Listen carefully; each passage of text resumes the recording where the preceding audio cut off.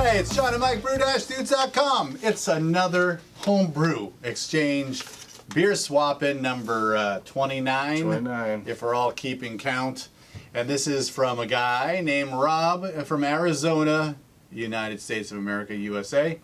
He sent us a Centennial SMASH beer because we love SMASH here.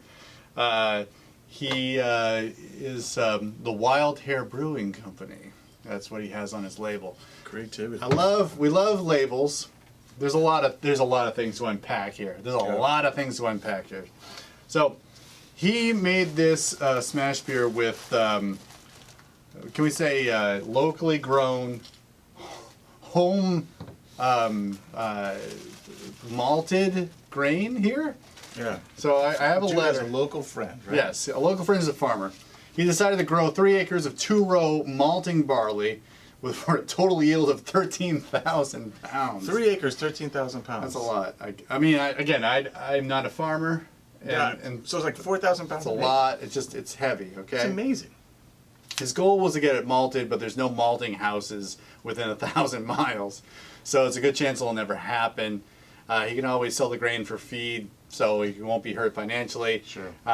Rob sent us a spreadsheet to let us know about his malting process and see if we had any questions about it. We should definitely take a look and see more about it.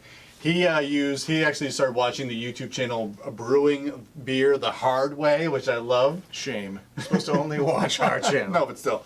Brewing Beer the Hard Way had the best info on home malting, so he used much of that guy's process.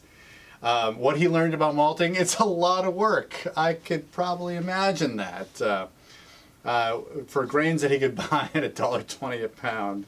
He's glad he went through the process but he doesn't see himself doing this again, because I guess it was a lot of work. So the attempt for this smash was to make a grain, or I guess a malt like Munich malt. We also tried that's what we're drinking. Yes, so that's the base of this smash beer. We also tried tried to malt some Cara/crystal malt for a nut brown he brewed with these grains. He enclosed an 8-ounce package of the crystal that he had left over. This beer that we're drinking came out to 4.6 ABV. Beersmith says it has about 34 IBUs. He used Centennial hops in this. He said that half of the Centennial hops went in at 60 minutes to go in the boil. The other half went at 10 minutes to go in the boil. He fermented with US 05. Starting temperature was 62 degrees Fahrenheit. Ramped it up to 7 degrees Fahrenheit by day 10. At that point, he cold crashed. He dropped it down to 40 degrees Fahrenheit and used gelatin to clarify. And it's the first time for him to do that. As a general rule, he does not like grapefruit flavors in his beer. So he tried Centennial, which we're supposed to be super grapefruit. We should discuss that, yeah. So tell me what you think about that as I'm reading this. He said, feel free to suggest other hops you like that don't have a strong grapefruit taste. I would say a lot of these New Zealand, Australian Check out hops, our last 2 videos. Yeah, either one of those would be great. You Absolutely, can't go wrong. yeah. Denali or Kohatu. Kohatu. Unless we've been, Yeah. we've probably been, the pronunciation, we probably are not hitting that. Anyway, so he is a brew-in-a-bag brewer. He's a relatively new brewer. He's not really interested in entering any competitions, but he brews what he thinks he would like and what his wife would like. We know that quite well. He lives in a small town, doesn't have a local brewing club. Watched a lot of YouTube videos. I understand that. Sounds familiar. Yep. More than half his brews are browns, porters, stouts. Because good on you. Good on you. That's right. Because his wife. Somebody has to keep the tradition alive. Yes, I know. Everyone else is brewing hoppy forward beers. His son is pushing him to do more pale ales. That young generation, absolutely. So, that's the beer. So let's talk about the beer. But there's other things we got to share. As well. All right. So what is smash beer with Centennial? So he doesn't. I didn't catch it. So it doesn't say in there what the starting gravity was and where he finished, right? No, we probably will ask so- him to put that in the comments. Yeah, please put that in the comments, because if you're going to malt grain at home, I don't care if you're going for Pilsner malt, pale ale malt, or Munich malt, whatever you're going for, you have to be able to create a malt that fully attenuates, right? Yep. That is modified enough that you Yeah. right? And this is tastes great. I mean, for what it is, it tastes great. It doesn't taste sweet. There's no starch component to it. So I think that for sure the malting process was a success. I know it's difficult, or at least it's time consuming. Yeah. But the process has worked, and this tastes like it's dried out as much as I'd expect to dry out. So it's pretty good. What's interesting is I'm going to taste this in a minute. So this is the crystal, Yeah. which isn't in here, but No. there's an aroma. There's an aroma here. There's a malt aroma here that I also pick up out of the bag. Like I can, and it's like there's just a raw graininess, which is unique probably to the variety of barley grown or the terroir in which it was grown. In Arizona. Because I'm picking it up in this crystal malt as well as in the beer. It's not off-putting, but it's unique, and it's a little bit something different. I don't know if you pick up on it. I can't really put my name on it, but my word to it. It's almost like a spiciness quality to it. There's like a weird spice quality to it that I would normally say there's like a fermentation character, but I get it in this too. Yeah. So so it's interesting. That's interesting. Maybe he's roasting peppercorns in the same mill he's doing this. I don't in. think that's the case. But- No. but just being funny. Sorry. But it's malty. It's not super malt. I wouldn't really. I'd put it somewhere between the taste of a Munich malt and a pale malt. Yeah. You know, it's not bready enough to be a pale ale malt, but it's somewhere in there. It's left the pale malt zone and is traveling towards Munich malt. So I like it. It's definitely drinkable. Maybe with some commercial like character malts in there, specialty malts, using this as a background, it would probably work pretty good. Yeah. It's not bad at all. Like I said, it's fully attenuated. You got kind of the bottom of the barrel, Yeah. but this one's clear. Yeah. So from that standpoint, there's no chill haze, which means it's a good malt. It's a good malt. So it's kind of cool. And there's still foam on the top of this thing. So that's huge. For Yeah. a guy just throwing together some malt at his house, Yeah. let me taste this while you. Okay. What are you tasting that thing? Well, I was trying to pull out what I was getting out of the Centennial, and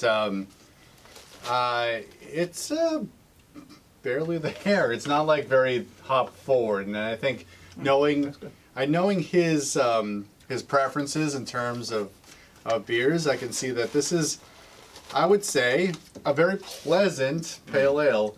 It's definitely not overly hoppy. It's well balanced, and I think that's a good thing because it allows us to taste his home malted barley with the hops that he used. And he chose Centennial.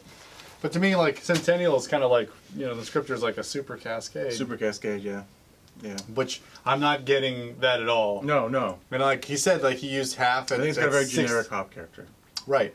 I wouldn't say that I could even say, if you didn't tell me it was Centennial, I would not say it's, hey, this is definitely like a traditional big 3 C's hop. I mean, barely on the nose, but like, maybe he just used a little bit. Yeah. Without the quantity, like, and knowing the full recipe. I think that It just kind of meshes well. It's well balanced with the entire beer. I think that malt character that I'm getting is sort of like mixing with the hop character to kind of confuse your Centennial flavor receptors. Okay.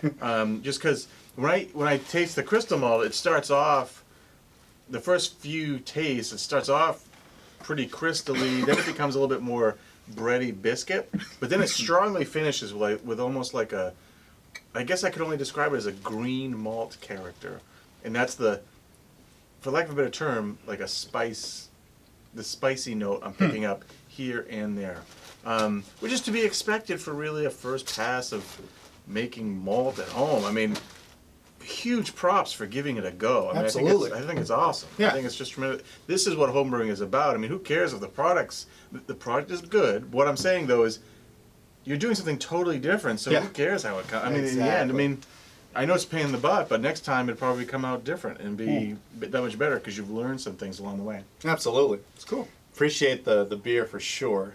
You know, again, if you're looking for hops that aren't Yeah. grapefruity, maybe this is the amount of Centennial hops you want to put in your beer Yeah. because it's again it gives a nice hop background, but not Yeah. a lot of the characteristics I would think that I would pull through with a Centennial SMASH beer. Yeah. So I also thought this was very biscuity, not Yeah. like Yep. caramelly, but like Yep. a wonderful. Like I actually, you know, we might throw that into a batch. Yeah, why not? For sure. Yeah, absolutely. All right, like so beyond so all there's that. beer, Beer stuff is his over. other hobby is woodworking. Nice. And he just sort of put this together. I don't know if everyone can read that at home. I'll get a picture of it. for All the right, camera but later. this is a bottle cap. It started off as an experiment, but it turned out really well. And it says brew dash dudes Dudes. because the chicks love the dash. doing That's- it for the dash. That's what they tell me. So this is pretty awesome. We have to find a place you to have put to get this. it back there and somewhere in Yeah, camera. he's gonna put it back on the wall there or something like that. But that's pretty baller. Yeah, it's totally I mean, badass. that's great. I mean, Yeah. this kind of like lifts up. Like Yeah. people start putting labels So in on his their. letter, and I mentioned this earlier when you first showed it to me, in his letter he actually has a CNC machine, that's how he made that, Yeah. which is really woodworking Yeah. baller. So that's awesome. That's awesome. I watch a lot of woodworking YouTube videos myself, so I'm loving that. It's totally cool. There you go. So got a little reflection on that. But Yeah. anyway, Brew Dash Dudes, this is going up on the wall. And so for anyone else who wants to send us some beer, It's great. you know, the bar has been raised. Jeez. You're going to malt your own barley. Yeah. You're going to do something with wood. Yeah. Yeah, right. I don't know. Next. Not really. Just send us some beer and we'll talk about We'll it. talk about it. That's that. Appreciate the beer. Rob, I actually wrote to him like once I opened the package and I said like, we had, you know, you better. You have any beer like we can send him that's really good?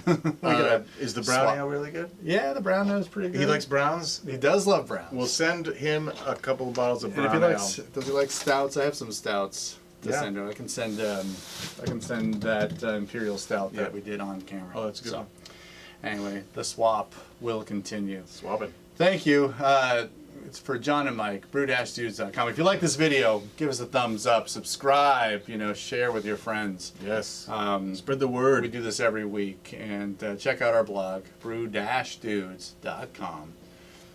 Malt on. Well, malt on. Cheers.